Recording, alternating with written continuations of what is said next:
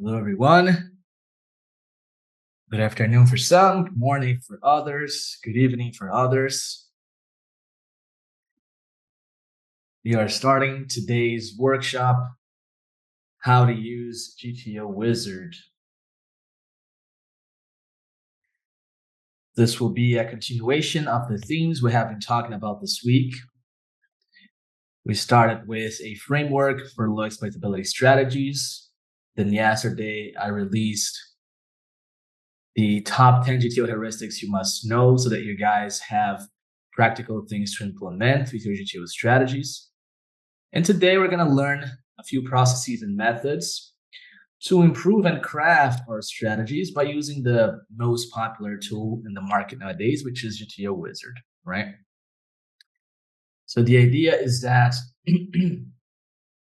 we're going to use the tool as effectively as possible to further craft our strategies, get better at low exploitability strategies, both in our understanding, but also in our execution. We'll see that both things are important. Understanding the underlying principles for strategies, but also just improving overall our execution.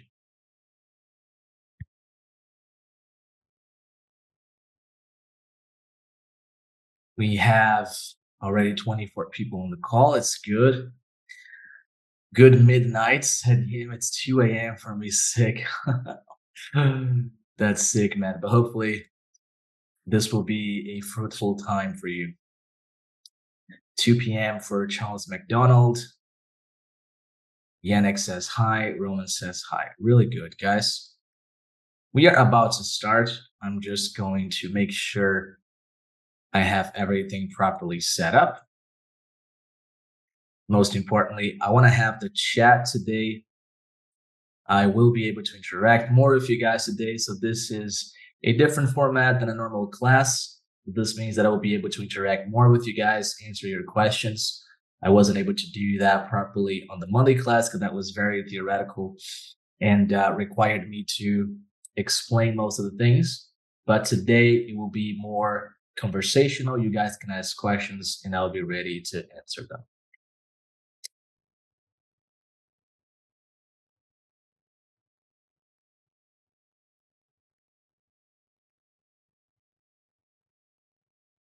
All right, I think everything is right on my end. Let's begin.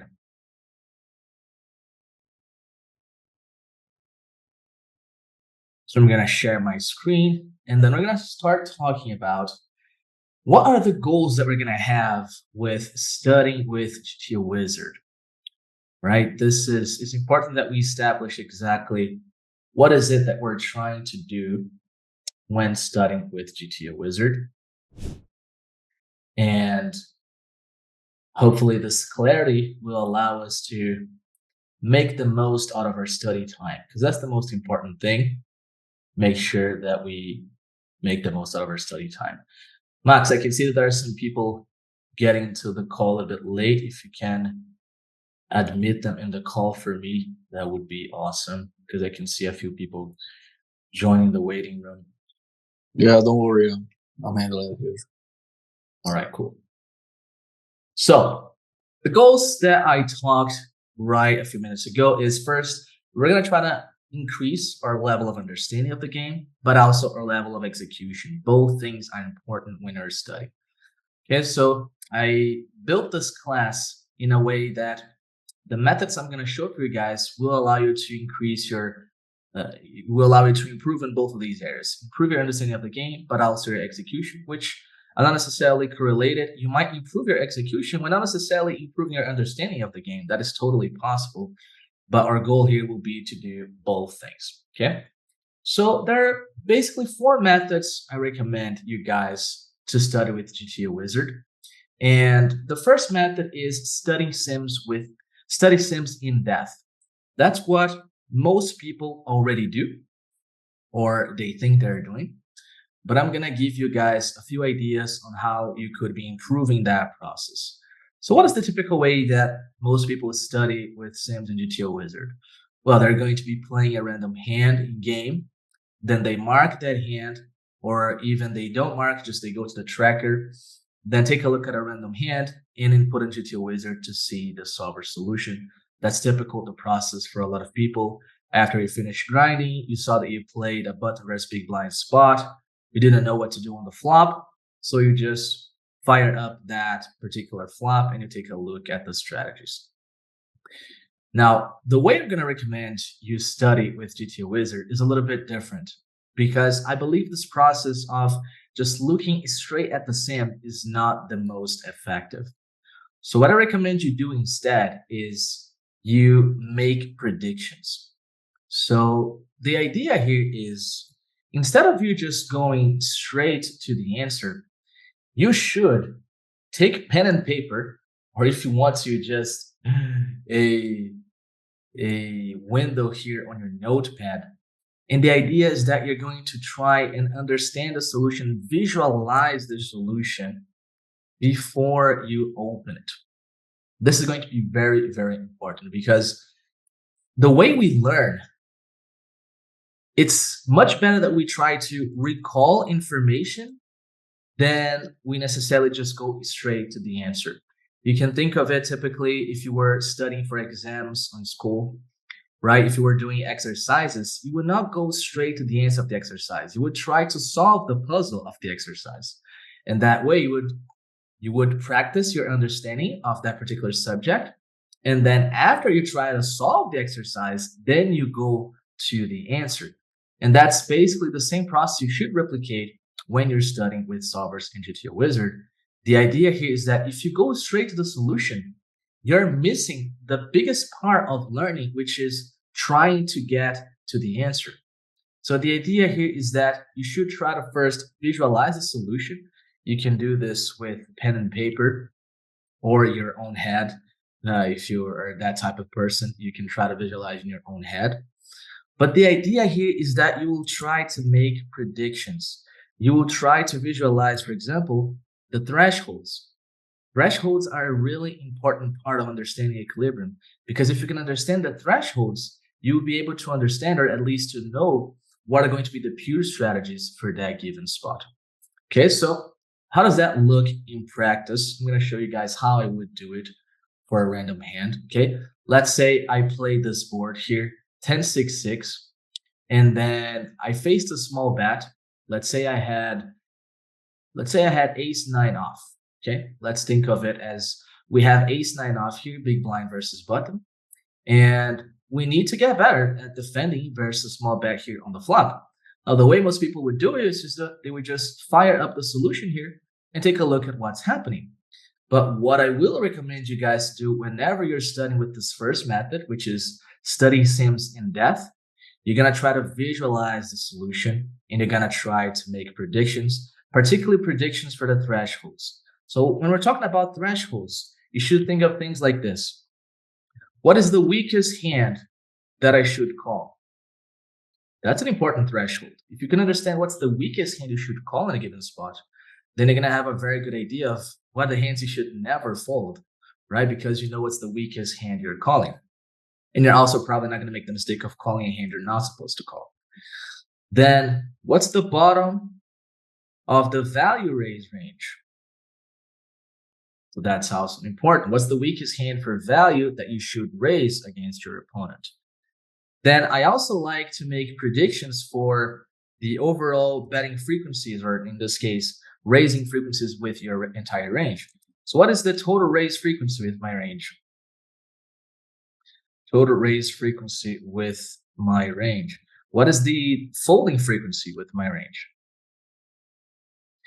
You see that by doing this process, you're going to get better at that intuition of heuristics that we covered in the first class of our system and our framework for executing low exploitability strategies. Knowing the baseline frequency is really important for our execution in that system. So we're going to have a baseline idea of what our range wants to do. And then using that baseline, we're going to shift up or down depending on the properties of our combo and the strategy standard deviation that we have for that particular board. So developing this idea over and over and getting better at making this estimation is really important for the idea of the baseline frequencies. So the baseline frequencies are going to be extremely important for us. So you have to go into the sim with this idea in mind. You're just gonna look at the solution. You're gonna think, you're gonna visualize the solution, and you're gonna try and predict the thresholds. So you're going to give your own estimate of the thresholds, and you're gonna give your own estimate of the total raise frequency and the total folding frequency, so that you develop this idea of the baseline frequencies. You get better and better at establishing the baseline frequencies. All right, so good so far? Let me know in the chat. And we can do this live together here for this particular board. So let me just do this and make the font a little bit lower. All right, so far so good, nice. And we're gonna do this process for this board, okay? We're gonna do this together. I want you guys' help here, all right? So what do you guys think should be the weakest hand we have to call here against the small size as the big blind? So the flop is 10-6-6 rainbow. We're facing a third pot c-bet here. What is the weakest hand we should call in this spot? Help me out here.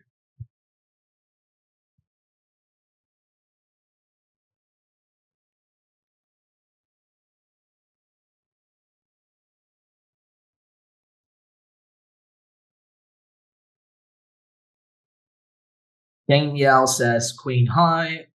Jordy says king X offsuit. Charles says backdoor flush draw with overcard. Alex says king 9 off. Brandon says king 8 off. Chrissy says 8-9 of spades. Leandro says some jack high with backdoor flush draw. Queen high with backdoors. Yeah, so you guys seem to be either one of the two, either king high or queen high, right? So certainly we're going to be floating some queen highs and some king highs. Some people said jack high. The weakest hand we should call is the hand with EV higher than 0. You guys are guessing. Well, that's the idea here is for us to guess, so that's totally fine. We should try and intuitively think of what is the weakest hand that we have to call, so we develop this understanding of the thresholds. Okay, so it's totally fine to be just guessing. And then you're gonna recall information from your past experience, right? You're gonna try to recall your past experience of browsing sims, of solving hands. You're probably not gonna get it exactly right in the first times, but the idea is that we're gonna get better and better with this over time. Okay. So I think I'm mostly with the guys saying probably some jack highs with backdoor flush draw. Someone says jack 7 off, jack 7 suited.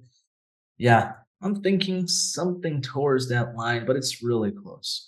It's really close because I think some queen highs might float as well that are going to be indifferent. But let's say it's somewhere around that region of jack highs with backdoors and queen highs with backdoors. Okay, so let me rephrase that as jack queen highs with strong backdoors. So basically that's going to be hands like jack 7 suited, queen 8 suited, hands like that don't have a draw right now, but they can improve to a draw in some runouts. Now, next prediction we can make here is what is the bottom of our value raise range? So what is the weakest hand that we're raising here for value? What do you guys think? Weakest hand we can raise here for value. When trying to estimate your baseline frequencies, would you bucket similar flops together and use aggregate report? Absolutely. We're going to talk about aggregate reports in a few minutes. So absolutely, you should think of flops grouped together because you can't really recall one specific flop, right? So you should be grouping flops in your head. Any 10x, king 10, low pocket pair, king 10, low pocket pairs, king x, backdoor flush draw. Is low pocket pair value or bluff? That's a valid question, right? I would say pocket pairs here, they are not going to fit into this rigid criteria that we usually use to categorize hands. It's going to be a hand that is going to generate EV both from getting called by some worse hands and by getting fold from other hands. So some people call those hands value bluffs because they drive EV from two of the possibilities. Jack 10, 10, 7, ace jack off. Cool, cool, cool. Yeah, I think here we do need to use the 10x region. And I would imagine we do not go weaker than Jack 10. I would imagine we do not go weaker than Jack 10. So Jack 10 would be my threshold here for thinking of value hands. Of course, we have both 6x's, but Jack 10 would be my idea of this threshold here. I think below Jack 10, 10x becomes a pure call. And then the pocket pairs, as we said, they don't fit necessarily in this category. They're more like a value bluff type hand that gets value from some worse hands that float, but also it's really nice for those hands if they can get a fold. Nice. That's good. We have our thresholds here. Again, the idea is to not get it perfect the first time, but that we're exercising our brain here. We're thinking through the range. We're thinking through what are the hands that should fit in each of the ranges. And this way, our study time is much more productive. Now, what should be the total raise frequency with our range here? What do you guys think? And again, you're going to have to access your memory, access your overall knowledge of the spot. 20%, 23%, 20, 25, 23, 15, 25, 20. Nice. So a lot of you are going with that margin of 20%, a little bit up, a little bit down. 25% says Michael. Leandro says 15 to 20. Try to get those intervals a little bit smaller, guys, because 15% to 20% is a pretty significant difference when it comes to GTO strategies. So try to be as precise as you can with your answer. Again, it doesn't matter if you're going to make a mistake now, because the idea is that you're going to repeat this process over and over so that you become better and better. Let me try and give my best estimate here.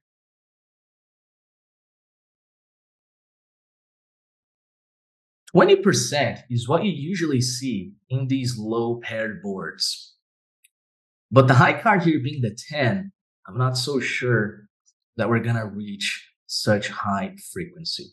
But I'm with you guys that it should be somewhere close to that.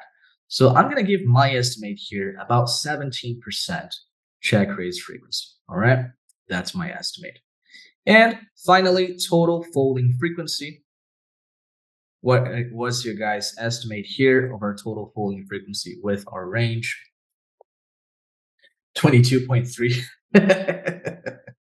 19.997. I like it. Folding frequency 33%, 30, 40% says Tyler. Charles says 25%. Yannick says 30. Wayne Harris says 38. Shane Meow says 30. Jordy says 25. Now, this is where you're going to have to access your baseline frequency knowledge, which you can develop using aggregate reports. So if you guys saw today, I made available my gifts to you guys, the aggregate reports for button versus big blind and small blind versus button 3-bet pot. And if you take a look at those reports, you see that on average, let me see if I can recall it exactly. You guys can quote me later. GTO is going to fold the flop on aggregate 33.78% of the time. Let's see if I can recall that properly. I believe it's about that number.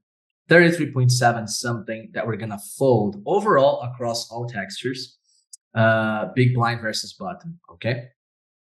So I can use that baseline frequency that I have in my head to figure out one specific board, because I know that in some boards we're going to have to fold more, some boards we can potentially fold less depending on the strength of our range, okay?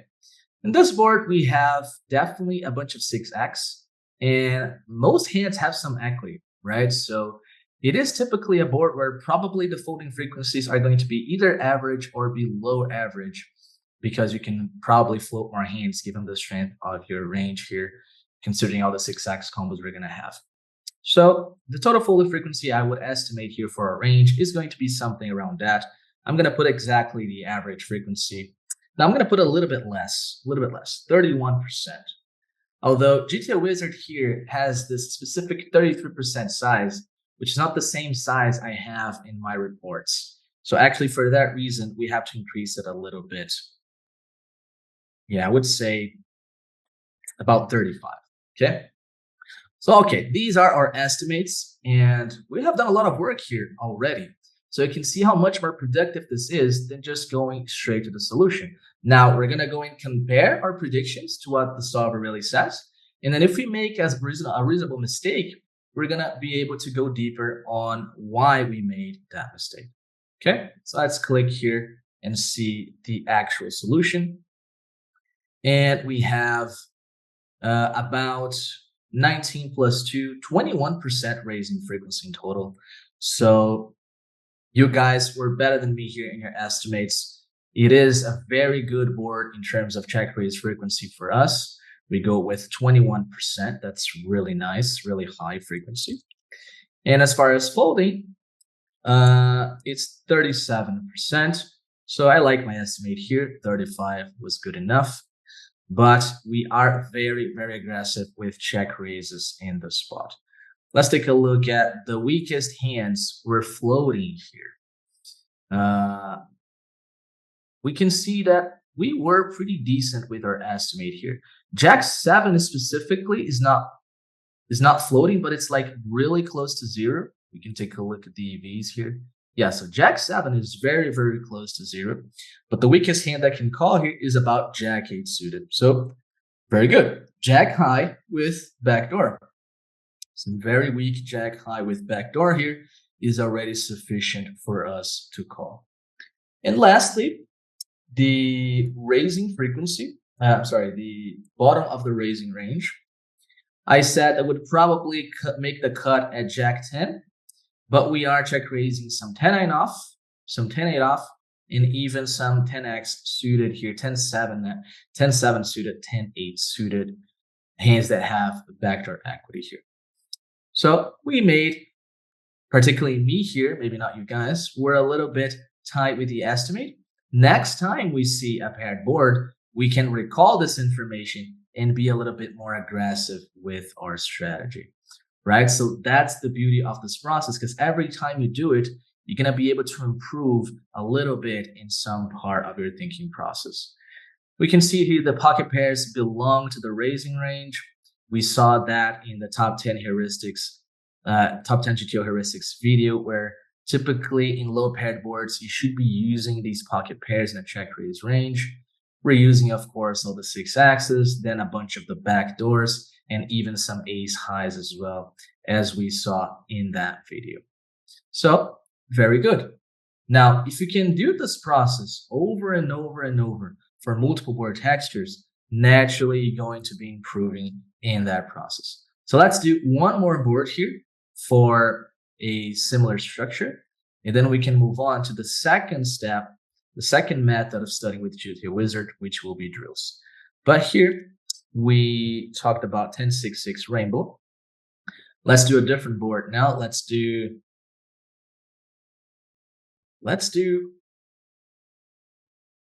10-6-6. Let me be a little bit different here. Let's do 8-4-4 rainbow.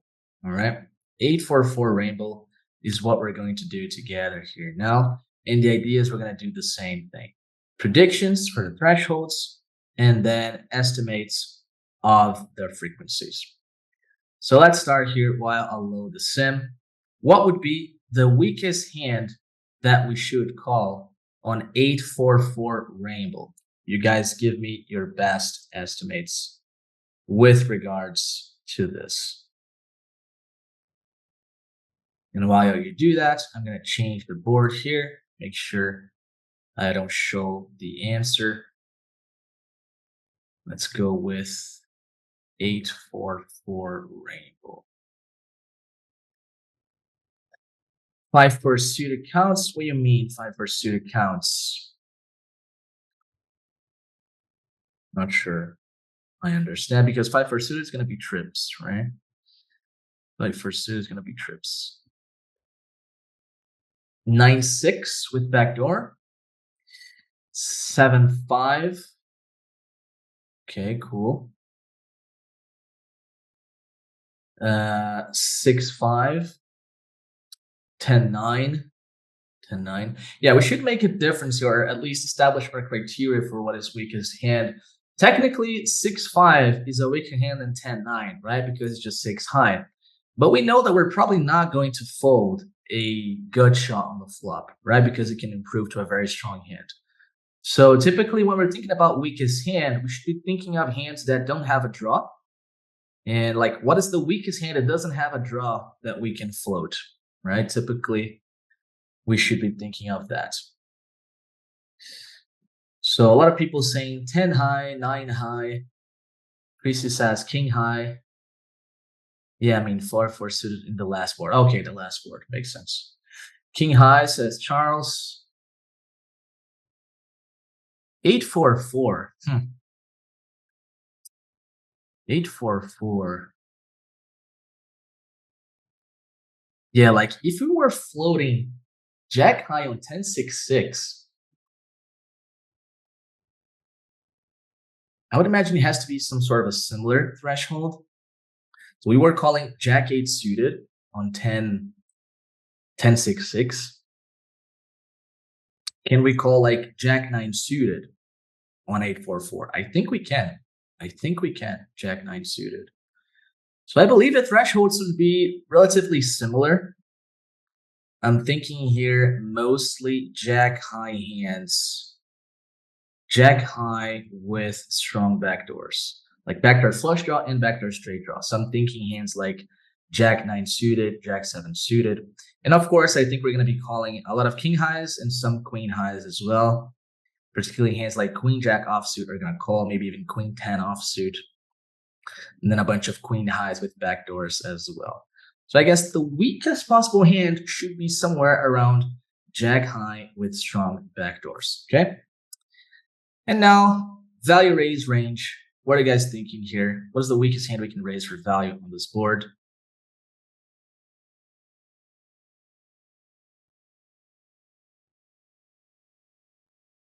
8-9. So on these low boards, we're going to see that there's a very significant element of protection in the view of check raising those 8x combos, because the IP has a bunch of those 2 overs, right? A bunch of those queen 10s and queen 9s and king jacks and king 10s.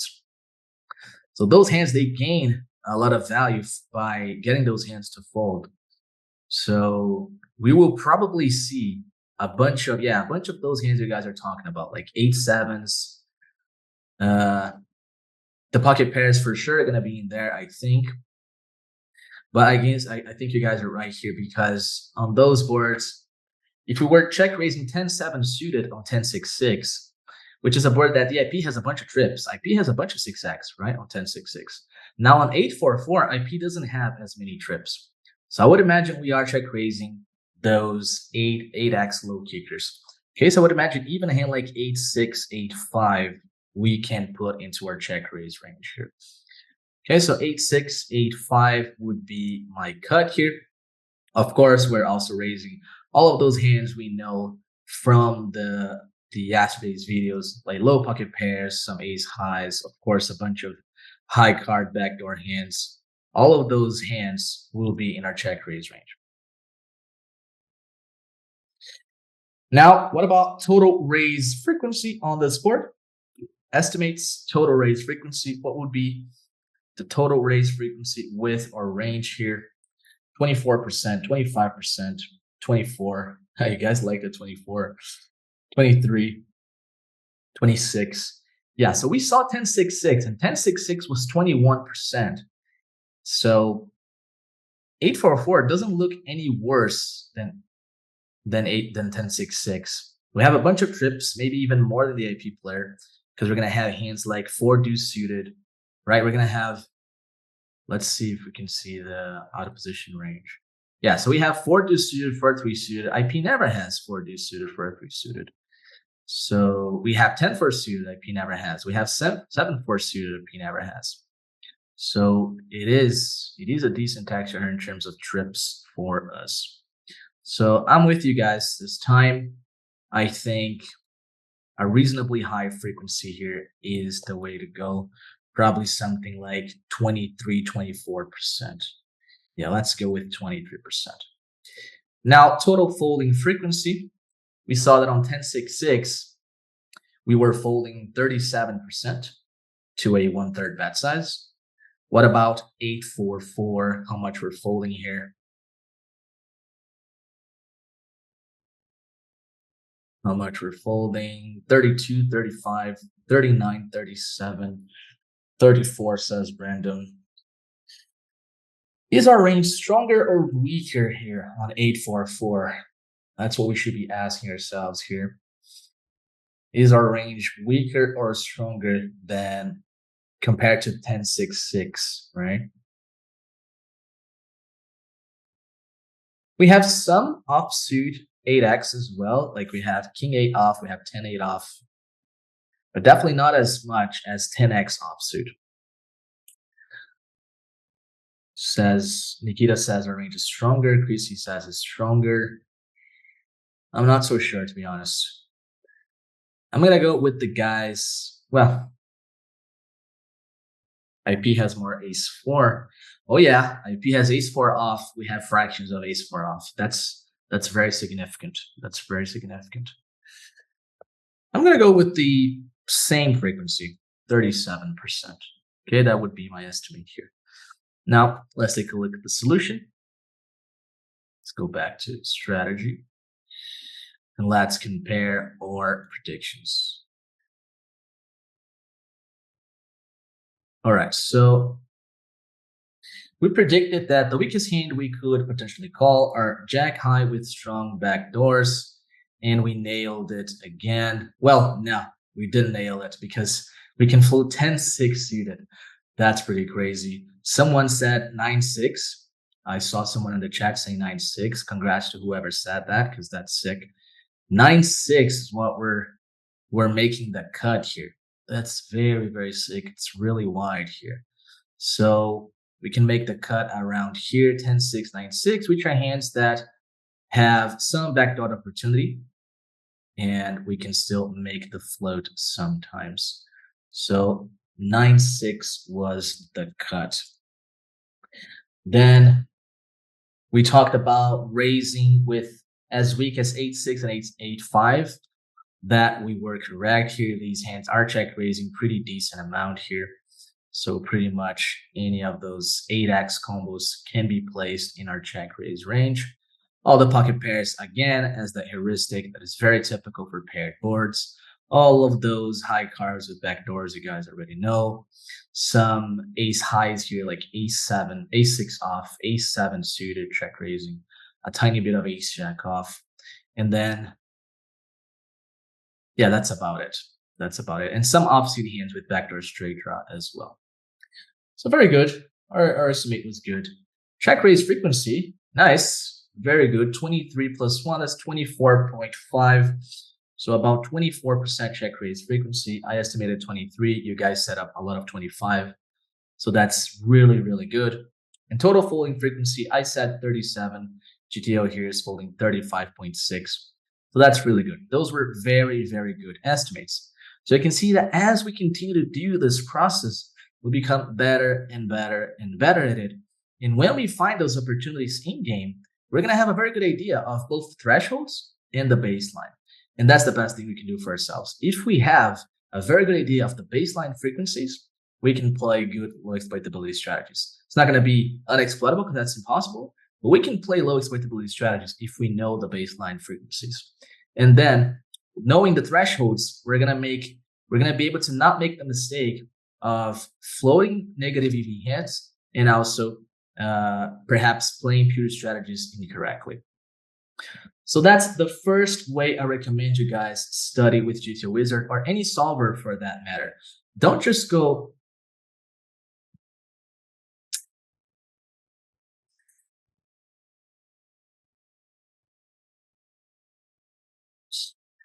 my phone died here, so that's why I'm changing things here.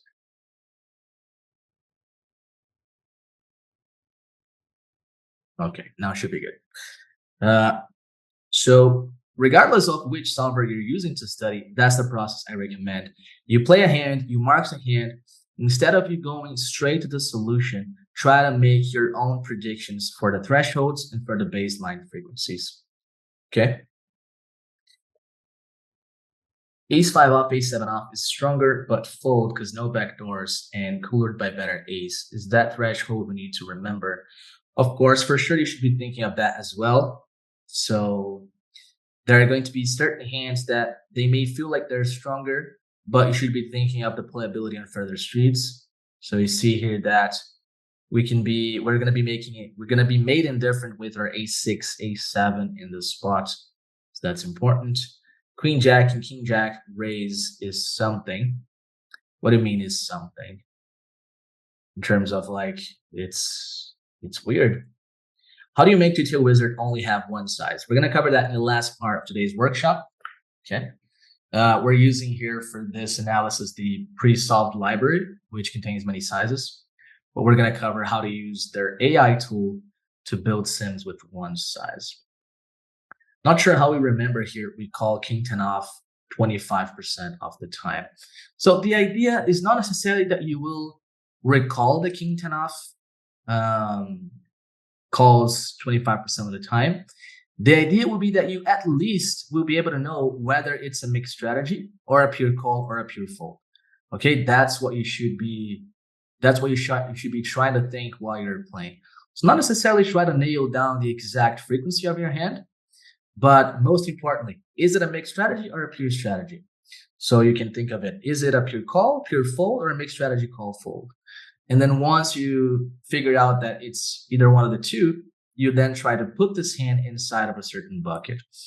Now, if you keep taking a look at these boards, you see that these two overcards with backdoor straight draw, they will often be indifferent between calling and folding, sometimes calling, folding, and raising.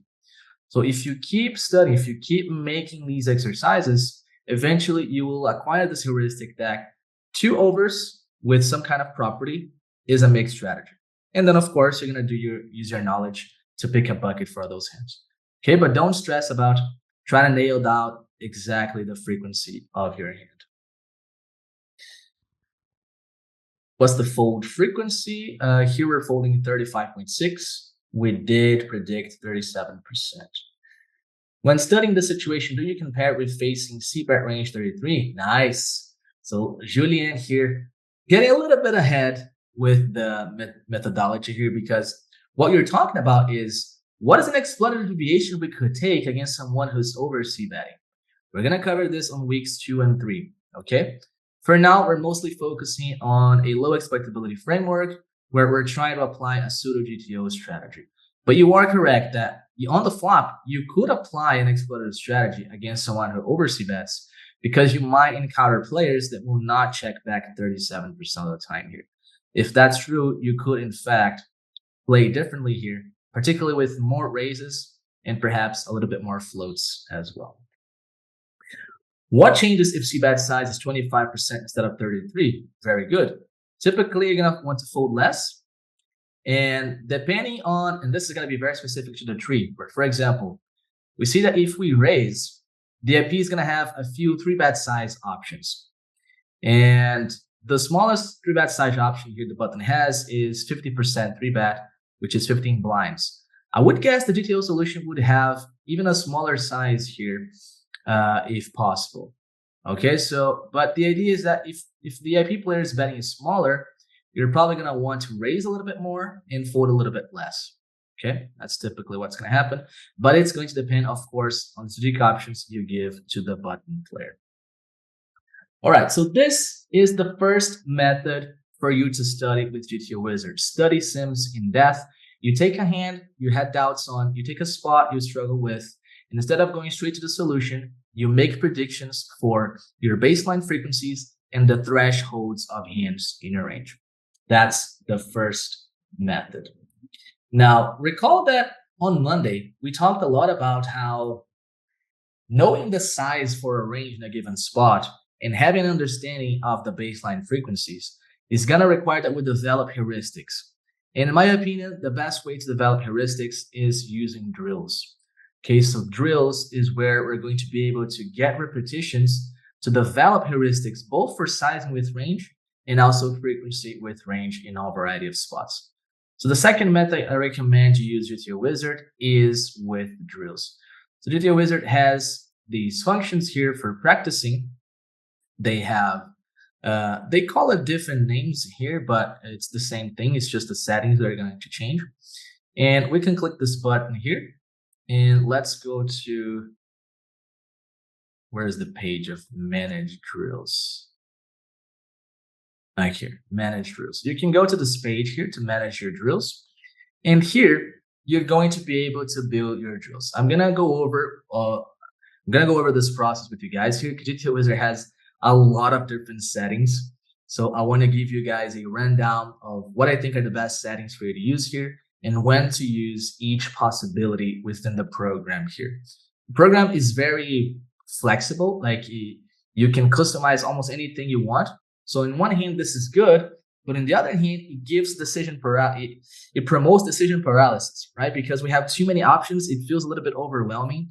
So I recommend you guys to focus on specific parameters, specific types of training, so that you don't get overwhelmed trying to set up the stuff and that you waste time getting overwhelmed with the program and the features. Okay. So how do I recommend you study with drills? There should be two modes of you studying with drills.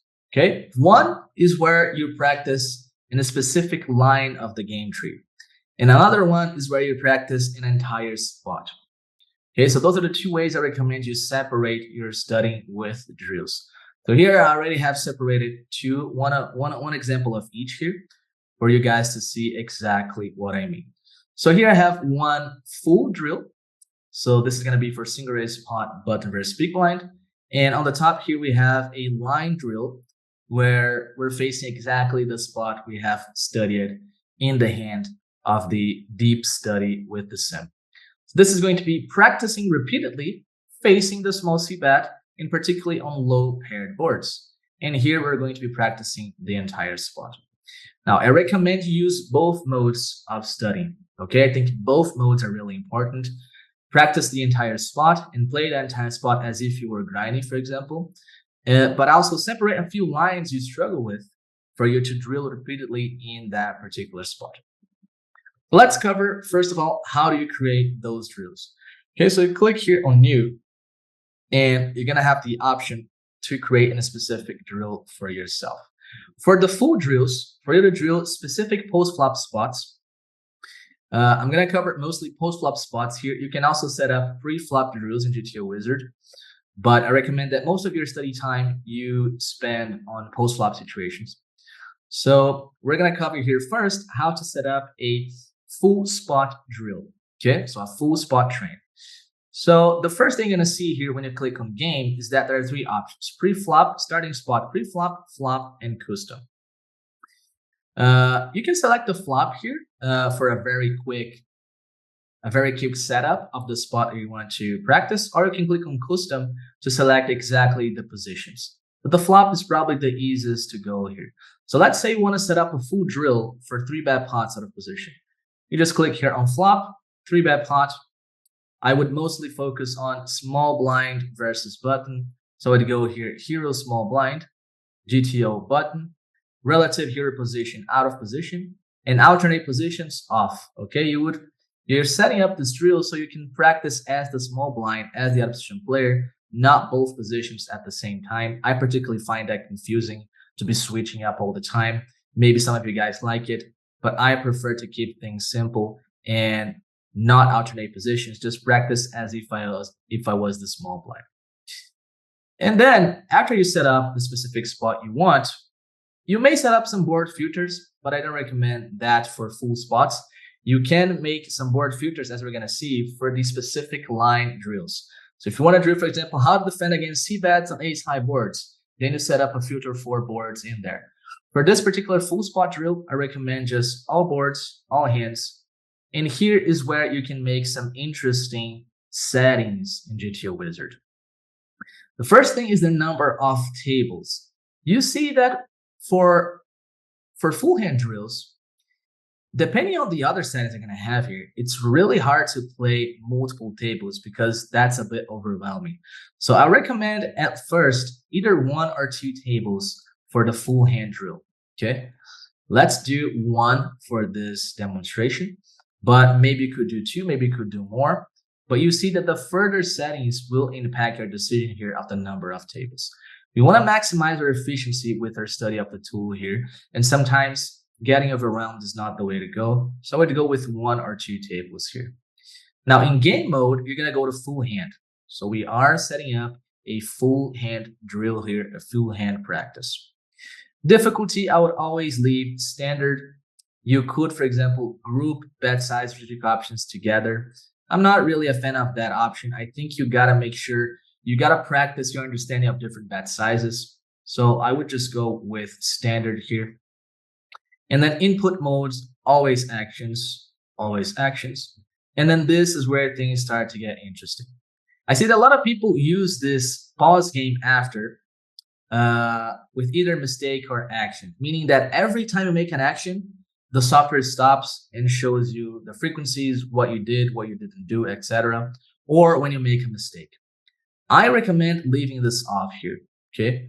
The reason I recommend leaving this off here because when you're drilling, your number one concern should be maximizing the number of repetitions. That's what you should be concerned with, maximizing the number of repetitions. If you just get interrupted all the time and then pausing to see what you did, I think that's not very efficient. You are already going to get feedback on your actions, regardless of this pause thing being off. You are going to be getting immediate feedback, which is the most important thing of drilling. So I would leave this off here so that you can have as many repetitions per unit of time. Okay, so leave this off. And then game speed, I would say either normal or fast. I prefer the fast. So again, to maximize the number of repetitions. But for some people, it might feel a little bit too quick. So figure out for yourself what feels best. But I recommend initially the fast mode here. And then again, auto new hand, your focus should be to maximize the number of repetitions. So you'll leave it as instant so that you can get more hands per unit time. RNG mode refers to how you use RNG. I would imagine most of you guys here are familiar with how to use RNG. If you're not, you can let me know. But I use low RNG that I recommend using it for, like the aggressive options are for the lower RNGs. And then this is also really important. I see a lot of people practicing with learning mode on. This is basically cheating, right? It's like you're practicing and then you can see all of this information on the side, like your entire range, your opponent's range, the equities, the range frequencies. I don't think this is a good idea, okay? I don't think this is a good idea because you need to exercise your thinking off the spot. You need to access your own heuristics. And it's also very distracting, like very, very distracting. It's a bunch of information on your screen that can be really distracting for you to make decisions. So I definitely recommend you leave this off. You don't train with any assistance whatsoever. Only the immediate feedback you'll be getting in your actions. And then time bank, this is where I also recommend you be efficient with it, not only to maximize the number of repetitions, but also to access the heuristics in your unconscious. So the idea here is that if you leave the time bank to be a very long time, then you will very often be using rational thinking instead of the heuristics you have in your unconscious to execute. I think preferably you want to have the lowest time bank possible so that you're constantly forced to act upon your intuition. Okay, and then you expose how your intuition is flawed. Because a lot of times when we're playing, we're going to be accessing our heuristics that lie in our unconscious. Not necessarily we're going to be thinking through all of the spots and all of the ranges. So I really like leaving the time bank very low so that we can access our unconscious heuristics and expose whenever they are off. Okay. So these would be the settings that I recommend. Of course, everyone can have their own preferences for this, but it is my experience and it is my opinion that these settings are going to make your study time the most efficient as possible.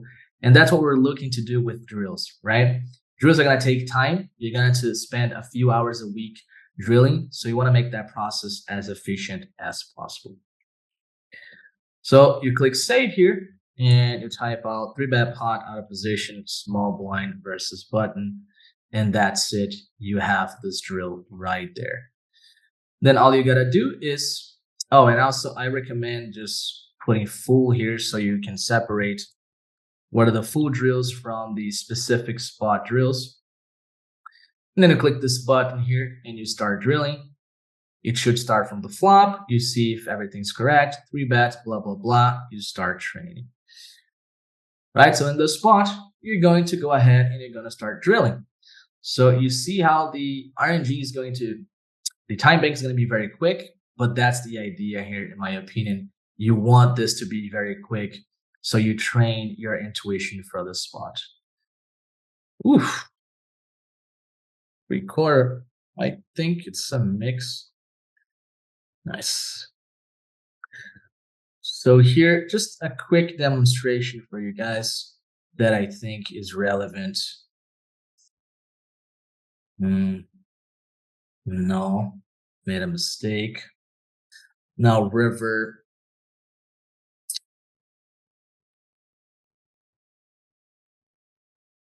It doesn't exist. It doesn't exist. All right. So here is where you're going to be practicing your full spots and also practicing specific lines. So let's now take a look at the specific lines. The specific lines is the same thing. So let me put this to edit here. Here again, you can do, no, here you're gonna use custom. Now with the specific line, you're gonna have to use custom so that you select exactly the line that you want. So for example, I wanna practice how to defend against small size button versus big blind. So you navigate to that specific spot, you click here on the decision you're trying to practice, and this is what you're gonna be trying to practice.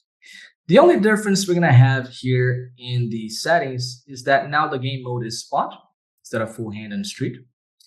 And I think everything else should be the same. And then here you can put some board filters. I think that's really, really good idea, because a lot of times you're gonna be studying and you're gonna see some patterns on the spots that give you trouble, right? Like, oh, I have trouble playing ace high boards into that pots. I have trouble playing low boards in single raise pots out of position. So ideally, you want to identify using the hand you have marked or your own feeling at the tables to filter for the boards you have the most trouble, and then focus your execution and your practice on those. Okay, I think that's really relevant. Oh, and I forgot to show the settings of the display here. This is where I think you guys should be disabling most of this stuff. Like, look at how much stuff you have here. Show hands, show hero's range, show opponent's range, show equity chart, range comparison, hand info, total frequency, hero strategy. Like, it's super, super overwhelming. And effectively, it decreases the value of your study time because you're not going to get access to all of this while you're playing, right? You got to be able to access exactly your own heuristics and your own understanding of the spot and continuously improve on that. And the fact that it's so distracting also, it's really, really a negative point for me. So I would disable all of this. So here, all you have is the quick results. The quick results is the feedback on your action. You need feedback on your action for the drill to be effective. So that's one thing you cannot disable. And then win streak, just so you can feel good about making a bunch of correct plays in a row, and the RNG should be enabled. Okay, so that's as simple as it gets, and as I recommend for you to practice with drills on GTOw Wizard. Now, when it comes to the structure of this, I would prioritize the most important spots, okay? I would prioritize button versus big blind single raise pot, 3-bet pot out of position, mostly small blind versus button, but you can also put some big blind versus button in there because there are some differences given the different composition of the range. But 3-bet pots out of position in general, and 3-bet pots in position, okay? Those are the 3 spots I recommend you focus your time when you're drilling, because guess what? These are the 3 most important spots for your win rate. So set up a full drill here for button versus big blind, full drill for 3-bet pot in position. I recommend button versus hijack as the exact position you're going to use, because that's a middle term between under the gun and cutoff. The ranges are going to be similar enough that you're going to be learning very good heuristics for all of those different spots. So 3-bet pot, button versus hijack, 3-bet pot, small blind versus button, and single raise pot, button versus big blind. You can also throw in here and there hijack versus big blind, single raise pot, because there's going to be some different heuristics there as well. But ideally, you want to keep it to a small number of spots You don't want to get overwhelmed to the point that you're studying all different spots all the time, because that's probably not going to be very efficient. Focus your study time, which is certainly going to be limited, right? Most people study maybe 1 hour a day, maybe 1 hour and a half, when much. Some nerds like me, 2 hours a day. But I would say like we're gonna have limited amount of time to study. We have to grind. We have other things to do. So you want to make it as efficient as possible. And I would say practicing the most important spots to your ring rate is the best. So those I would prioritize in the full mode study. And then for the lines I would focus particularly on defending versus bets. Okay, so all of those leagues that I'm pointing out to you guys of overfolding. So a lot of you guys are overfolding flop, overfolding turn, overfolding river. These drills are going to help you a lot. So you just set up the drill. Actually, let's play it a little bit here. You set up the drill for defending against specific bet size, and you put in as many reps as you possibly can. Okay, because then you're going to get rid of those problems of overfolding. Jack 3 here. I can fold. Jack 6. We just saw this. Doesn't look strong enough. Queen Jack looks indifferent. At 86, gonna fold. Nice. Jack 9, gonna put it in the 60% bucket. Gonna put in the 40% bucket. Nice. 45. Ace 8. We're gonna raise, but not 83. So we're gonna call. Jack 10, we just saw similar texture. I think we raise sometimes. Nah, infrequently. Ace 8, just call. Queen 9. Yeah, maybe 40% bucket. Yeah, 31. 6-5, maybe low frequency bucket for raising. King 3, pure call. Ace 8. Not gonna raise 75. Nice. So these spots here, these drills, they are going to improve your execution of those spots very, very quickly. Like let's say you spend 40 minutes doing these drills a day. By the speed that we saw here, you can get maybe something like 1 repetition every 5 seconds. So that's 12 repetitions per minute. So that's 500 reps per 40 minutes. 500 reps per 40 minutes is what you can get with a tool like this. Like you want to tell me that you're not going to improve putting in 500 reps per 40 minutes of study? It's impossible. It's impossible not to become good putting 500 reps in 40 minutes consistently, day in, day out. So I really think that if you guys can do this, you're going to improve those leagues of overfolding flops, turns, and rivers, and lack of raises as well. I saw a lot in those stats. This is going to help you guys with that. Can you add your bet sizing to the drill? We're gonna right now. I think you can't. Like for you to practice with your own bet sizes, you have to use the AI custom tool, which is nice. But they still don't have the drills for the AI sims. But obviously they're going to put that as a feature eventually. Do you feel hijacking under the gun versus big blind single versus pot is also extremely similar? So it can just do one or the other? Yeah, absolutely. You don't have to differentiate between hijacking under the gun. Of course, there are going to be some small differences, but it's similar enough that you should probably make it the same thing. What do you think is more efficient? Study right after making a mistake, or all the mistakes at the end of a drill session? I think mistakes are a good direction for what you should be studying, but I don't think you should be obsessing much about them. And it's very funny how I changed my mind about this over the years, because I got a lot of feedback about that from my psychologist, Dr. Luis Cipiel, who is going to be giving us an interview on the last week of the mentorship. And we used to talk to him about how we would work with players on what the mistakes that we're making. And then he said something really insightful, which was, man, if you spend so much time telling people what mistakes they made and observing mistakes and talking about mistakes and reviewing mistakes, it your mind is going to fixate on the mistakes. So it doesn't seem to be the best possible approach to be obsessing too much about the mistakes. I think the mistakes point a direction of where you should be focusing your time. But then ideally you want to get repetitions. I think that's the most important thing. Get repetitions, get repetitions, get repetitions. And then if you feel like something is really blocking you, then you go deeper on it with a more theoretical approach based on the first method that we saw, like studying deep with sims, and then maybe doing some even deeper work with toy games, other stuff like that.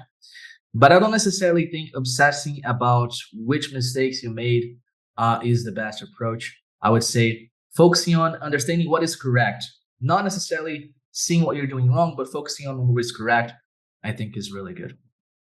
But of course, the mistakes allow us to have an idea of where we should focus more all our time.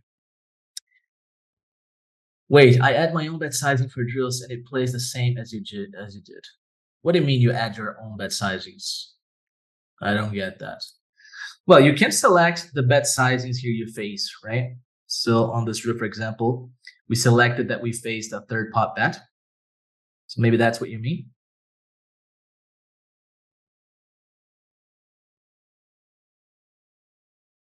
I mean, our side of the tree. Maybe you guys mean this difficulty? We can pick our sizes for button. Well, let me know later what you mean on Discord. We don't have to use the GTOw preset. That's news to me, but you can let me know later what you mean. Which now gets us to the third method that we can use to build our heuristics and improve our understanding and our execution of the game with GTOw Wizard, which are aggregated reports. Aggregated reports are one of my favorite things.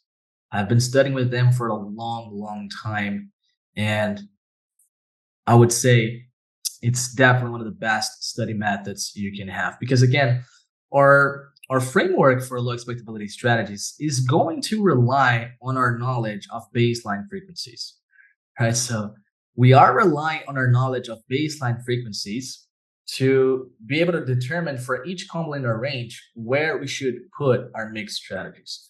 So aggregate reports are going to allow us to develop this awareness of baseline frequencies. Okay, so that's why I gave you guys the gift of GTOw reports. And here in GTOw Wizard, you have reports, you have flop reports, and then you have some limitations of turn reports, but we have all the flop reports here, so that's easy enough. Now, the main idea of aggregate reports is that you will develop an awareness of the highest frequently used bet sizes for any given node.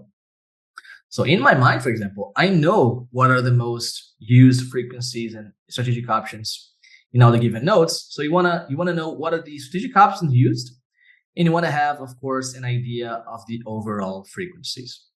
So here, for example, we are on button versus big blind, and immediately we can see in the aggregate of all boards, the button is betting 53.3% of the time on average. So 53.3% would be the frequency of a GTOw bot playing according to these solutions. And then we see that the highest frequently used size is the 33% by a significant margin. Like it's more than double all of the other sizes. And then you have some half pots, some 3/4 pots, and 125. Now, ideally here, you would I would cut at least one of these strategic options from my game plan, because 50 to 75, 75 to 125, it's not something all that drastic. I would cut probably the 75 here from my game plan, or the half pot, doesn't matter, because those are going to be very similar. It's not like they're going to be making too big of a difference here. And then if we have a pool of bet sizes that's smaller, we're going to have higher accuracy on average. But anyways, aggregate reports give you an idea of the average frequencies. So we know that here, according to the sim, a GTOw bot c-bets 53% of the time. And then what about 3-bet pots out of position? We go to 3-bet pots out of position. And we're going to see here now that GTOw bot is c-betting 66% of the time and is now using, again, very frequently the small sizes, but now relatively more often the 3/4 size being used decent amount here, 14%. So the first thing you're going to do is you're going to browse this very frequently. You're going to take notes. Take notes is really nice. If you can take notes with pen and paper, that's even better. I have seen some how's it called? Some articles saying how using pen and paper and actually using the movement of your hand to take notes can actually have better effects in your memory than typing on your computer. I can't say for sure if that's accurate or not, but I have heard this and read this in a few articles. So if you can use pen and paper and use your own handwritten notes, I think that's nice.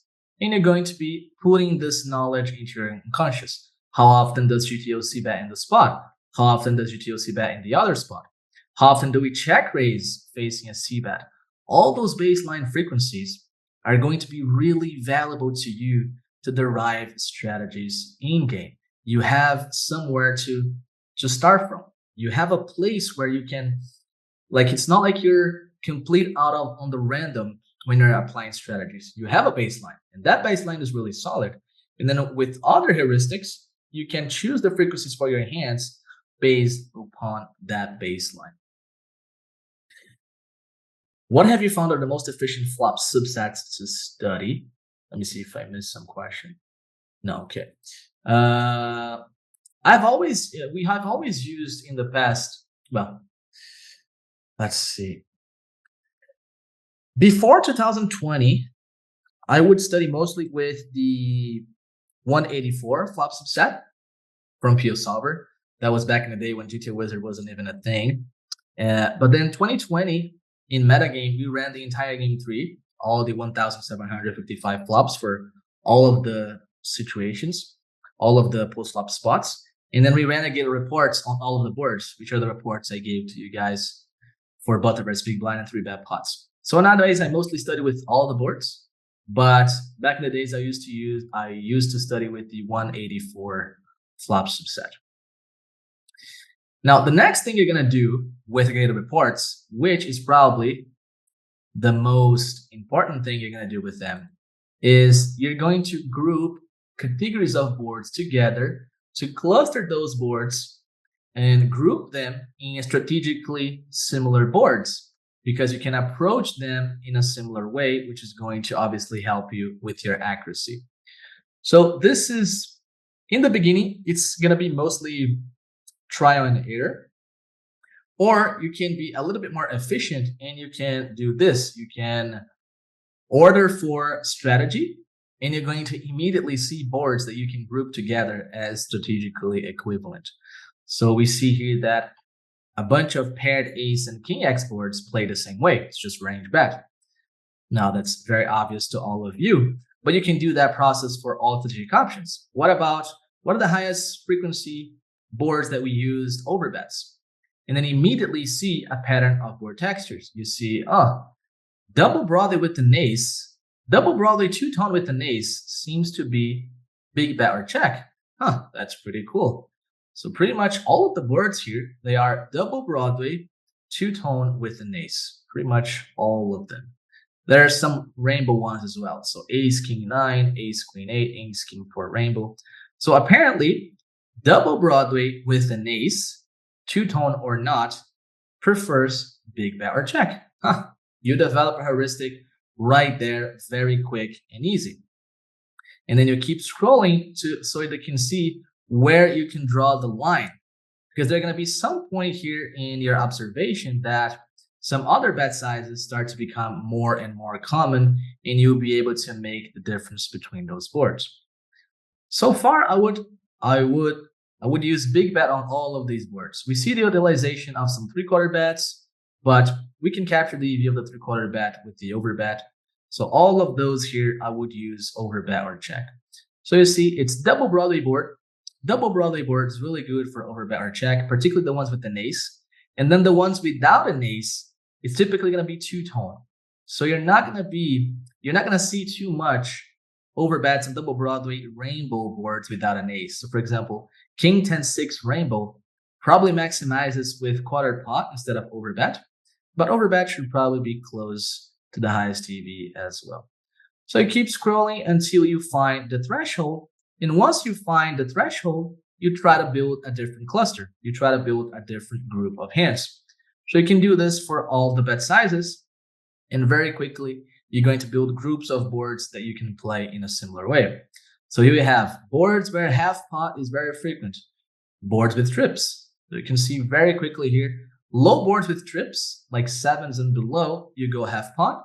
And then high card trips, it's quarter pot or a third pot. So very easy heuristic. It's a heuristic you can use, you can take immediately from taking a look at the numbers.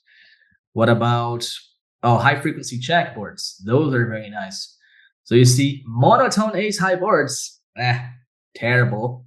Those are boards we can make a lot of mistakes because we think that we can still see bet very frequently on them. But as you can see, very low frequency of bets on those ace high monotone textures. So you already have a very quick, very ready to use heuristic for you. And you keep browsing this way, or you can think for yourself a group of boards that you think could be grouped together, and then you see if the strategies are similar. So for example, what about low paired boards that we talked about?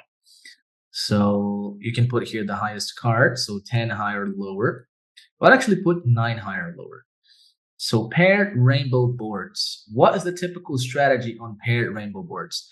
And you can see here that GTOw Wizard gives the aggregated frequencies for those boards. So you don't have to calculate anything.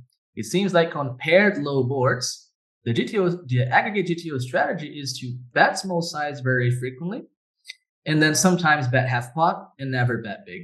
So you know immediately in low paired boards, you're not going to bet big. You're mostly going to prefer a small size, and you still should have a decent amount of checks. So right there, immediately you have a heuristic to use in those spots. So these boards, they are small size, medium frequency.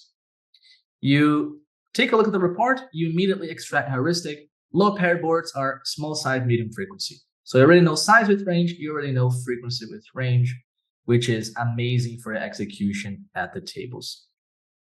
Ideally, for your process to be the most accurate possible, you would look for outliers.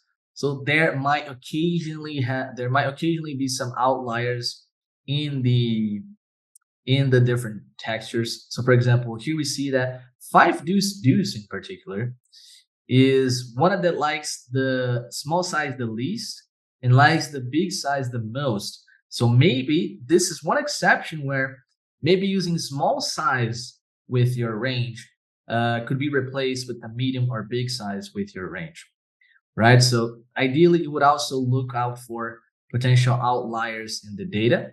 But that's, I think, a process for when you're already very, very, very good with your intuition, very good with your baseline frequencies. The time for you to look for outliers is after you're already very good with everything else. 10 high and 9 high boards have overbets with overpairs. Yes, that is absolutely correct. So if you take a look at particularly flush draw boards, so flush draw not paired, where the highest card is a 10, 9, or 8. And then the lowest card is something deuce through 5. And it's doesn't contain a straight. So it has to be low board, not paired, does not contain a straight, flush draw, and with these low cards. And in those boards, you can see exactly that. I play overbet or check on those textures, but you can see that you can use also 75%. It's totally fine. I prefer overbet or check. I think it's a size that is more difficult to face. So I will get my opponents to make more mistakes against the overbet or check strategy rather than the 3/4 check. But this is basically personal choice. You can pick anything between 2/3 and 125. Should be really close on these textures.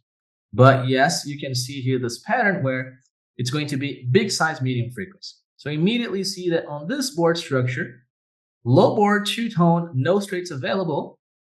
I'm going to use big bet or check with the medium frequency. Big bet or check, medium frequency. All of a sudden, you have a brand new heuristic for you to use in your games. Other board textures that are very common, very similar, is boards with a straight. So boards with a straight, we're typically going to see, let's put high card boards with the straight. No, actually, let's do triple Broadway boards. Triple Broadway boards are good. So those are some important boards. Let's do not paired triple Broadway. So the not paired triple Broadway boards, you see that they, well, there was some intruders there. So triple Broadway boards, we see that they have all sizes being utilized. That's very funny about them. It feels like almost any strategy is viable on these boards. And then you have a slightly bigger preference here for the bigger size as you have more straights than villain. So on Queen Jack 10, you have way more straights. We prefer more of the 3/4 size. King Jack 10, we have more straights with Ace Queen. We prefer a little bit bigger size. And then King Queen 10, where Ace Jack off is present in both ranges, a little bit more of the smaller size. But this is essentially the process. You filter for a certain board texture you feel could be grouped, see if there are patterns, and then you implement it into your game. Or you can just keep searching for similar board textures by filtering for frequently used bet sizes. You can filter for highest frequency of check or low frequency of check. All of this is going to give you very quick heuristics to use. And of course, you can do this for all spots, not just for button versus big blind. Small blind versus big blind, you can do the same thing. And you can find heuristics very quickly in the data. So let's see here. Here we see that, like, I don't like the sim here. I don't know if there's any sim here that has lower flop sizing, but in this spot, I like to have much lower bet size than third pot. I use min bet here quite a lot, and I also use the quarter pot. So these sims are not great because the smallest size is 1/3, which I think is a bit too big. But anyways, the idea is we're talking about the process here, and the process is figuring out, okay, which boards can I group together? And here we can see two-tone boards, double Broadway boards with an ace. Again, they are played as big bets or checks. So again, double Broadway with an ace, two-tone, big bet or check. Another very safe heuristic we can use here. What about high frequency small size boards? Well, paired high card boards, I can just go ahead and bet any 2 cards. Well, easy enough. What about boards where I should check a lot? Well, boards with 3 low cards, very straightforward. 3 low cards, just go ahead and check range. Monotone boards, they're really bad to play out of position, really bad. You should probably just check range on mono boards out of position, particularly high card mono boards. Just go ahead and check range. So this is the process I recommend for aggregated reports. Once you have categorized your board and have worked out what size you want to use, what are your thoughts on running them on a subset of boards in PU and using their trainer tool to drill? I would say nowadays, the least amount of time you can spend running sims, the better, because it's so easy to get obsessed with that, man. I was like that in the past. Like, I wanted to get the best possible sims, the most perfect possible build sims with my own size and my own ranges and my own strategic options and all the specific bet size and further streets. I think that the amount of gain we can have by making the perfect sim does not justify the time we waste on that process, you know? So I would not spend too much time running sims at this point. I would just use the tools that are available, because I think that the most efficient way you can do it with your time is to get better, not run sims, and to make your structure. You should try to, whenever you have 1-2 hours in your day, you find the quickest way possible for you to be practicing and studying. Is there any flop subset or typical boards that represent the post flop to study? Yes, In fact, I believe they have it here somewhere. Here, subset. So you can filter for the specific flop subsets. As I said, I've used a lot the 184 in the past. I think this is a really good one.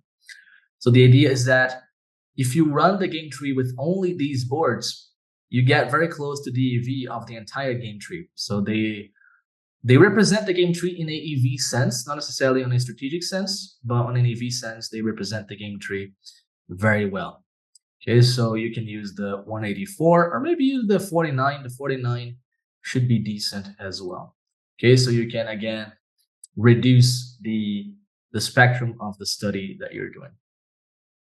What if I have already done it? If you have already done it, then yeah, man, just go for it.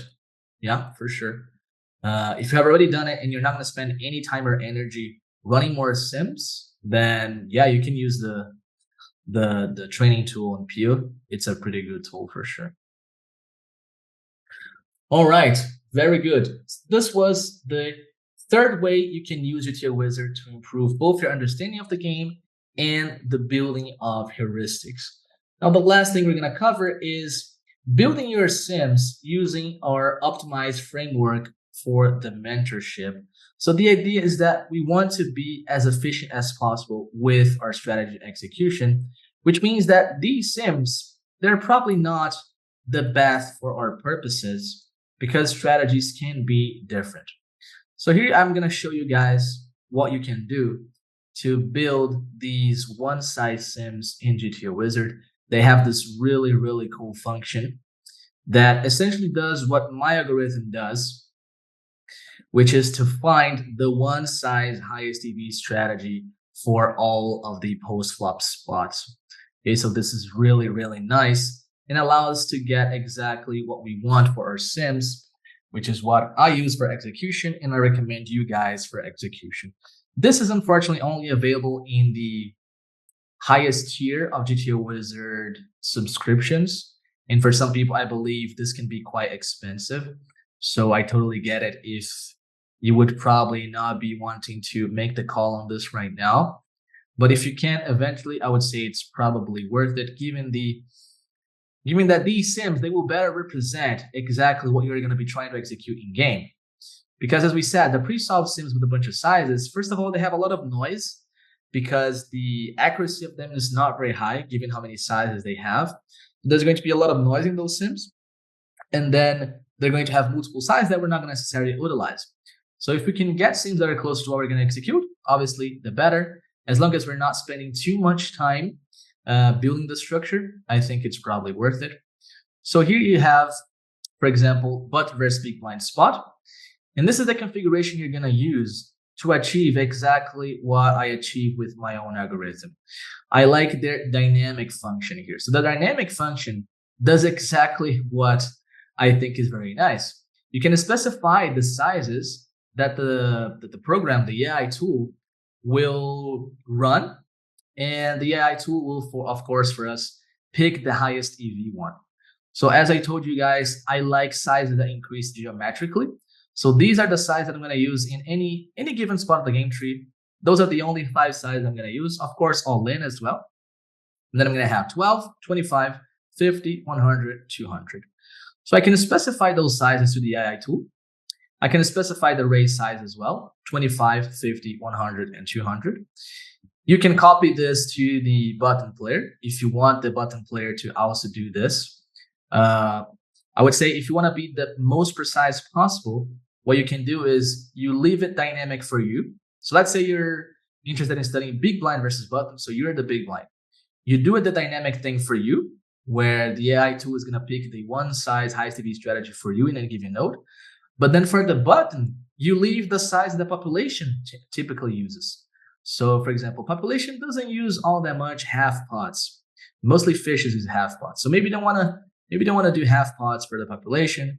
You want to maybe do fixed sizes and give the population a few sizes like third pot, 66% pot, and all of that stuff. Okay, but this is me being very, very perfectionist with it. I think mostly should be concerned with your own strategy. But if you want to be the most perfectly and accurate possible, you should give the opponent here the strategic options that your opponents typically use in game. So if your opponents use a lot of 3/4 pot, then you should probably include 3/4 pot in your sim here. If your opponents use a lot of 150%, you should include 150% in your sim here, provided that you want the button to be the representation of the pool. Okay, but the way I like to do it here, I just put the size that I like, and then you can put here for each street how many sizes, how many bet size and raise size you want. For now, it seems like it only allows one raise size per street. I'm not sure why that's the case. I would imagine they will increase this to at least 2 in the future, because bet sizes you can increase to 2. So you can ask the AI algorithm to choose what is the highest EV choose size strategy you can have for any given node. But I prefer just the one, so I just leave it the one here, one raise, one bet size. Then you can apply the same things to the other player. So you can click here, and the same settings of the big blind are going to apply to the button. And you can click here on the top where the same settings for the flop will apply to all the streets. The only thing I don't like much about this is that the rivers are going to be dynamic as well. And for the rivers, I prefer to have more flexibility. I like to use multiple bet size on the river, 2, 3, 4, doesn't matter. I think on rivers, you're typically going to need at least 2 sizes to encompass all of the different hand classes in your range and extract the most EV. So for the river, you would likely prefer to put specific size you would want, specific size your pool would use, so that you have at least more than 2 or more sizes. Because the way it is right now, it's probably just going to use the one. But anyways, I think this is as good as it gets, right? I mean, this is a really good tool they're building here. I see there are still a few issues with it, but if they can make this right, this is an amazing tool they have built here. The capacity to, with just a few seconds, take a look at what's the highest EV one size strategy for any given spot. That is really, really sick in my opinion. Like for my algorithm, it took me like 2 months to run. I ran the entire game tree, but I ran for like a subset of boards. So it took me like 2 months to run the entire game tree with a subset of boards, not even the entire game tree. And they are giving us something that just calculates in a few seconds, which is really, really, really sick. So we can just do it dynamic here, flop, turn, river, and we click create solution. You can save it here for later, of course, all these parameters. So you create solution, and well, let's say we want to study king, queen, 7. So it's going to find what is the one size highest EV strategy for the flop from the pool of bet size that we pre-selected, which is exactly what we want, right? I want a predefined pool of bet sizes, 12, 25, 50, 100, 200. So then the algorithm runs, and it finds for me that the highest EV1 size strategy for this board is pot. So we should play pot or check. So that's really good because it allows us to see exactly what is the sim that we're going to be trying to apply in game, because the pre-solved library is going to be different. And then we're going to be studying in depth with these particular sims. And then we're going to be browsing the different turns and rivers, and the algorithm keeps doing the same. It finds the one size highest EV strategy for that node, given the pool of pre-selected sizes that we defined. So here for the pro blind is the 2x pot or check strategy for the turn, and so on and so forth. Okay, so this is how you set up those sims. And then ideally you want to build these profiles here for all the spots of the game tree so that it gets easy for you to access them later. So I already have here for me 3-bet pot out of position, single raise pot in position, single raise pot out of position. Ideally, you want to do this for all the spots you want to study. And then you have it quick and easy. You have the one size highest EV strategy for all of the spots of the game tree in all of the nodes. Can you solve from river? What do you mean solve from river?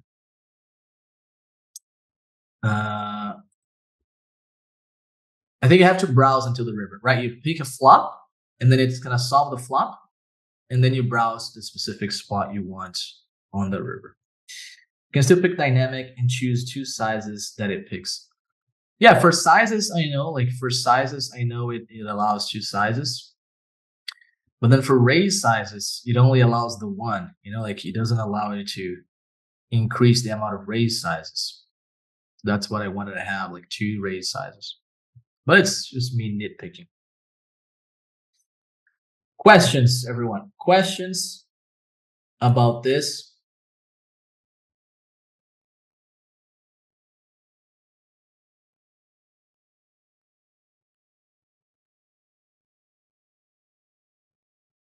If there are no questions, then we can close right here. These are the 4 methods I recommend you guys to study with GTOw Wizard.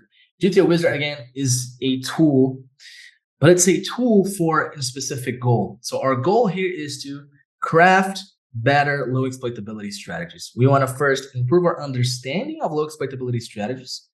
And we can do that by studying deep with sims. So that's the first method.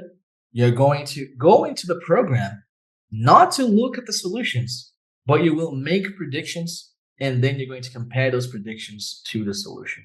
So you have to predict baseline frequencies. That's really, really important. And also thresholds. But the weakest hand I call, what is the weakest hand I raise? You're going to try to predict thresholds. You're going to try to predict the baseline frequencies for your range. That's the first method, studying deep with sims. Then there's practicing with drills. Practice both specific lines and also full spot. I recommend practicing mostly full spots, but then picking specific lines of the game tree that give you trouble. So mostly that's going to be defending against bets. So facing small bets, facing big bets on the flop, facing C bets into bet pots. You separate those specific drills and you make lots and lots and lots of repetition. We saw here you can get like 1 repetition per 5 seconds. That's 60 repetitions per minute. That's really, really a lot. Is it? Yeah, 5 per second. No, it's 1 repetition every 5 seconds. Yeah, 12 per minute. 12 per minute and 40 minutes. Yeah, 480. So 480 repetitions per every 40 minutes. That's a lot, right? So if you can get those repetitions in, it's impossible not to get better. Literally impossible. Right, so that's the second process, studying with drills, specific lines, and then full hand drills. Try to get as many repetitions per unit time possible. Remove all those distractions with the hints and all that stuff. Make the time bank lower. Make the program faster with the animations, and then get as many repetitions as you possibly can. Then third, study aggregated reports. Try to find patterns in strategy for the specific board texture you want to study. Try to put board textures in certain groups and clusters that you can play similarly. And also try to always be looking for the average frequencies, the baseline frequencies, always looking at the frequencies for the specific boards. So low paired board is small size, medium frequency.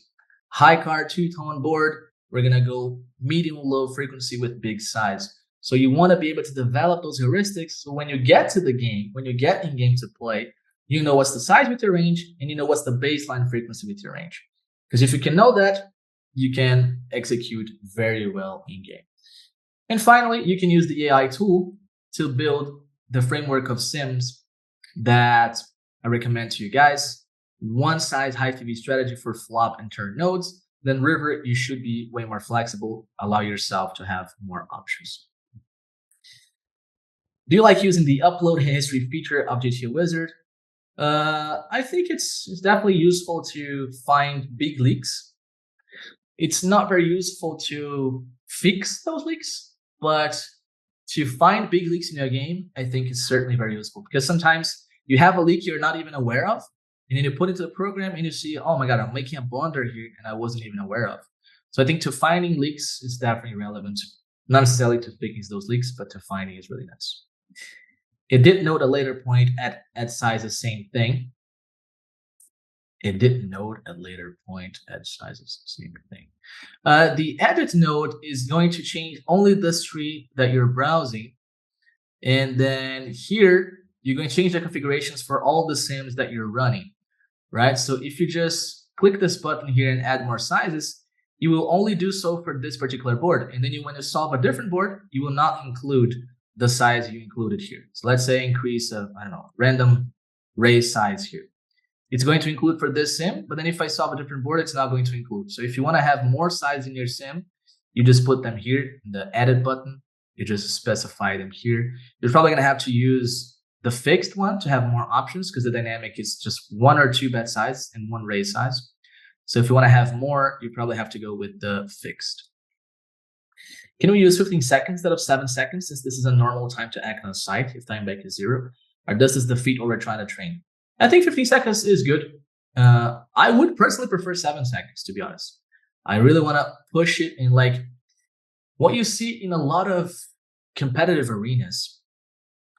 Typically, what people are going to do in their training arena, they're going to make the training harder than the actual execution in game.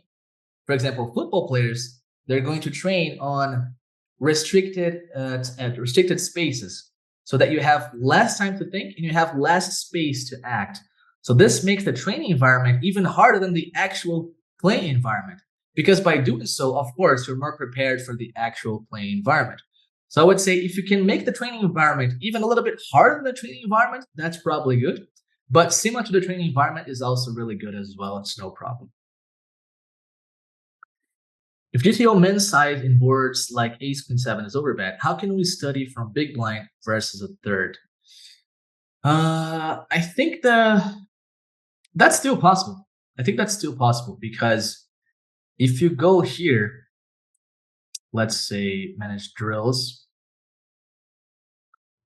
because the pre-solved libraries will still have the 1/3 sizing even on those boards, right? So let's see that in practice here.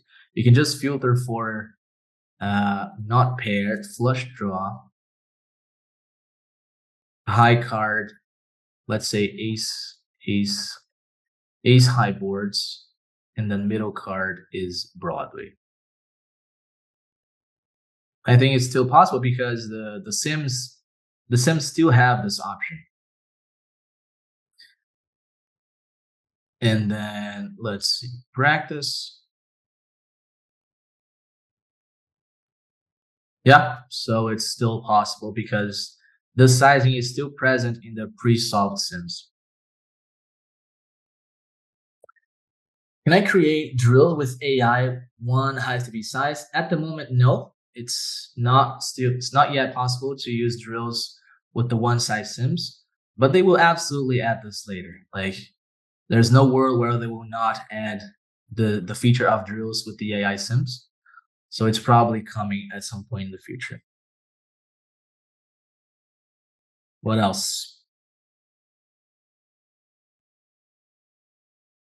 When choosing the optimal size but not executing it well, will it cost a lot of EV? Better to bet a third whole range. It depends on what's the degree of not executing it well, right?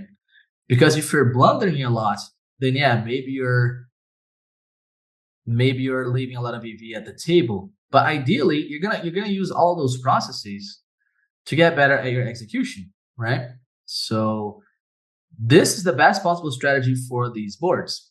So ideally, you want to use it, and then if you think you're still making a lot of mistakes with it, just get on with those practices. Okay. So in principle, it could be that if you're so bad at playing the big bet strategy, it could be that you extract higher EV from a smaller bet size with range. But I would say ideally you want to fix that problem by getting better at the big bet strategy instead of giving up on it. That would be my opinion. What's the difference between this GTOw Wizard aggregated reports and the GIF reports you gave us? So the first difference are the strategic options. So I ran my own sims to run those aggregated reports. So it will be a different structure than the GTOw Wizard reports. So for example, as I said, GTOw Wizard, the smallest size they have on the flop in single raise pot IP is third pot. I think a third pot is a bit too big. I use quarter pot here. In single raise pot, small blind versus big blind, they do the same thing. The smaller size is 33%. And this is a spot where even min bets happen very frequently, like one big blind bets. So strategic options are more complete. And most importantly, you're going to have turn reports for all of the boards. The way GTOw Wizard works here is if you go to a turn node, let's see, back call and then turn. You see that you will have to pick a specific board because it cannot show the reports for all of the turns. It can only show the reports for the turns of the specific flop. So this is a limitation because you don't get to see the aggregate strategies over all boards. You only get to see one board at a time, which is not very good. So in those reports I gave you guys, you have the reports for all of the boards in all of the turns, which is really, really nice. All right. Big bet and check strategy from button. In big bet and check strategy from button, the big blind is supposed to check raise versus a large size as well. What is the exploit versus a player who won't check raise versus a large size? Yeah, he will absolutely have to develop a few check raises. Not many though. Not many. Let's see here. So you see 2.5% check raise. Let's decrease the size of check raise here to something smaller.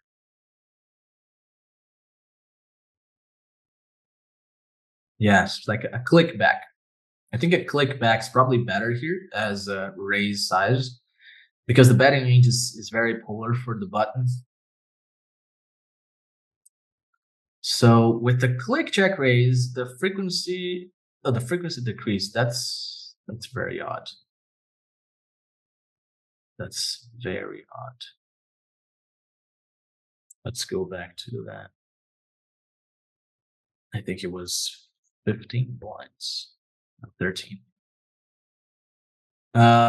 So yeah, they should have a little bit of raises, but you can see like very, very low frequency. It might be that a few guys play 0% check raise. It might be that they play 0% check raise. But yeah, if the guy is under check raising, what you can do is bet more equity driven because you're not going to be getting blown out of the pot. So essentially, you could bet more flush draws. You could bet more high equity draw hands because you're going to be able to realize more equity. So essentially, you would be able to bluff a little bit more with equity. Do you think opponents will blunder more with different size than GTOw Wizard uses, such as the 12, 25, 50, 100, 200 bets, or the bets that GTOw uses, 33, 50, etc.? So these bets, 33, 50, 75, is not necessarily what GTOw uses. It is what GTOw Wizard has selected for their sims, right? For you to know exactly what GTOw uses, you would have to run all the possible sizes and see that.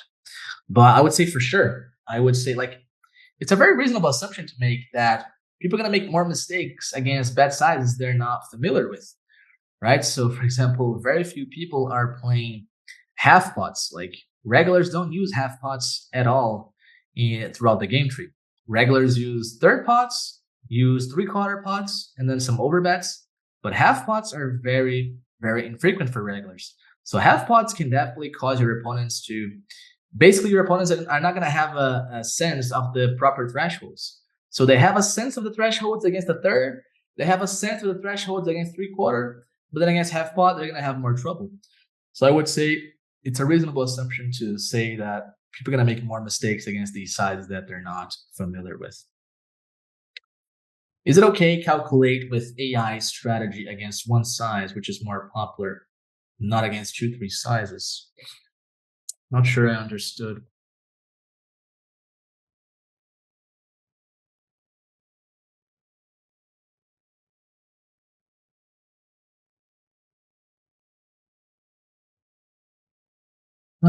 You mean like the opponent?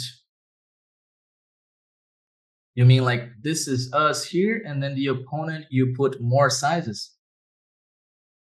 We pick only one popular size on particular board for opponent. I think it's fine. I think it's fine. It's just that you lose a little bit of flexibility, right? Because in all the given board textures, you may face many bet sizes, right? So that was what Jordy was asking. Like, oh, the best size on Ace King X is overbet, but a lot of my opponents are using a third. So I want to be able to practice against a third, right? So if you just leave one size, then maybe you're not going to be able to practice against the sizes that your opponents are using. And that's probably not what you want to do, right? You want to study against what your opponents do and what they might do. So more sizes for your opponents are probably better because then you can study spots that can come up in game. And then if you restrict it too much, maybe you are not going to be able to practice spots that you may face in game. Leandro is going. No problem, my friend. Thank you for participating. We use the one size strategy with 6 frequency buckets versus a player who's better than us. Can we use linear sizing based on the strength of our hand when playing against the fish and leave our check range or small size range empty of strong hands? Yeah, against fish, you should absolutely play max exploit. We're going to cover that in the next few weeks. So against fish, I wouldn't use this framework because they just, not only they don't care, they also are not capable of exploiting us. We should be the ones exploiting them. So I would absolutely not use this against the fish. You just do whatever is the highest DB against the fish. Against regulars that are better than us, yeah, I would probably use this framework more often than not. Because the problem playing against someone who's better than you is that playing exploitatively might not be the best idea. You can try, but then it might be that you will lose the meta game against them. You will lose the capacity to stay one step ahead. So then you just revert GTO, you play a strategy that cannot be exploited, and then regardless of what he does, you are standing your ground. I think that's a good way to think about it. But then you might say, well, but I don't think I can play low exploitability against someone better than me. Then in that case, you're probably a little bit fucked and there's nothing you can do. You're just going to lose a little bit of money against that guy in particular. But hopefully you're not playing against that guy so often that it's going to impact your EV too much. The same logic of practice between end straddle games and this normal 6 max, absolutely nothing changes for games with anti and straddle. The same principles apply. The same idea for studying. So studying deep with sims, then practicing with drills, then studying great reports, and then finally building one size sims. All of it's going to remain the same for different game structures.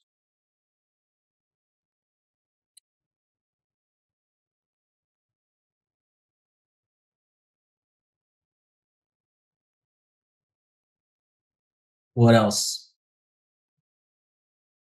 Is the Agita reports you sent us better to use than GTOw reports? I think so. They're more complete. How should we adjust playing deeper stack poker, like 200 big blinds? What I mean, how should we adjust? Because that's a little bit. There's a lot of things you should do, right? So it's probably not possible for me to cover in a simple answer here. Do you use range builder or only drills? I don't use range builder. I think it's a little bit too. It's just too much effort for probably not that much return. But the optimal size could be different. I mean, different ranges PR. Oh yes, absolutely. The ranges will certainly be a bit different. And then perhaps, yeah, I understand what you're saying now. Perhaps the heuristics you would build for 6 max like normal structure will not stay the same in a game with straddles and antes. That's probably true. I would say it's probably still similar, but yeah, it's very likely you cannot immediately extrapolate the heuristics because the ranges are different. But I think you can build your own structure here. Let's see. Yeah, for now, it seems like they don't allow you to add. Well, you can just change the pot size. Yeah, no, you can definitely do it here. All you're going to do is change the pot size to make it more appropriate. Change the stack size, and then change the ranges, and then you solve for post flop. So yeah, the heuristics will be different because ranges will be different. But ideally, you want to study your ranges here. So put your ranges, put your straddle ranges here for the big blind or for the straddle or whatever. And then you build it that way. and then you make sure you're studying the appropriate heuristics.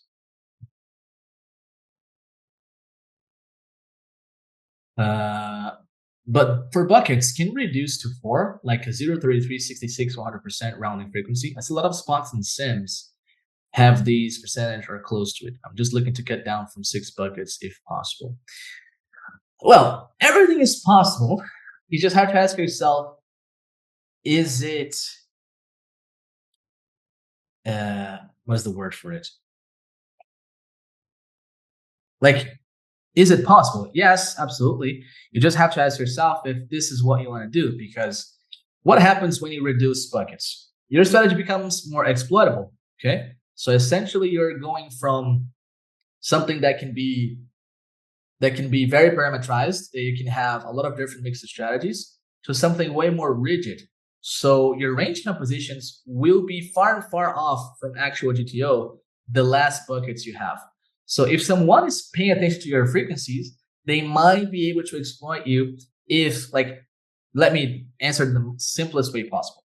The lower the amount of buckets, the more exploitable your strategy is. That's it. So if someone picks up what you're doing, they could, in theory, be able to exploit you from that. Would they actually be able to do it? I don't think so. Okay, I don't think so. But in principle, in theory, the less buckets you have, the more exploitable your strategy is, and therefore, the more you could lose against an observant opponent who will max counter you. Okay, so that's the only thing you have to ask yourself. Am I comfortable with this higher level of exploitability? So if you have 6 buckets, you have maybe this level of exploitability. And now you go to 4, well, maybe you're a bit more exploitable. If you're comfortable with that, of course, just go for it. Just be aware of the fact that the less buckets, the more exploitable your strategy is. When I learned GTO strategy, people often talk about equity distribution, range advantage, nuts advantage. Are these concepts still useful? Absolutely. Absolutely, they are still useful. Equity distribution in particular is probably the most important concept when it comes to understanding range dynamics. The most important principle in theory is information hiding and indifference. But for you to understand how strategies work, it's about equity distributions. It's about understanding exactly how these different equity distributions allow us to generate indifference in that or that region, right? Which is what we talked about in the first class. Like, for me to say which region I'm going to target, I need to consider the shape and distribution of my own range. So how strong is my range and what is the shape of my range? Because that determines which region I can attack in my opponent's range. Okay, so absolutely they're still useful. I think range advantage is a little bit overused. People use it a little bit too much without proper context. And it's not an element that can allow you to understand the strategies on its own. But absolutely they are still useful. Most importantly, equity distribution.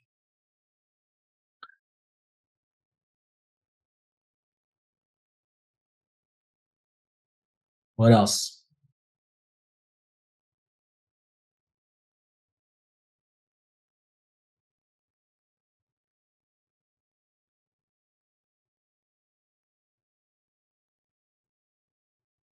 I think this is it for this workshop. Hopefully it was insightful and productive to you guys. Make sure you rewatch it if you have any doubts, and you can always post questions in the Discord channels appropriate for the workshops, and I'll be happy to answer all of you guys. All right. Thanks everyone for the feedbacks. Really appreciate it. Really, really appreciate it, guys. Thank you very much. Tomorrow, we're going to have a play and explain demonstration for you guys. We're going to be playing real games and showing all of this in practice in real games. We're going to have this play and explain tomorrow for you guys. It's a pre-recorded, okay, not live. But tomorrow, I'm going to make it available on our video platform. And on Friday, we're going to have our first live Q&A session where you guys are going to have 2 hours with me to ask any questions whatsoever, all right? So I see you guys again on Friday, 3 p.m. Bye-bye, folks.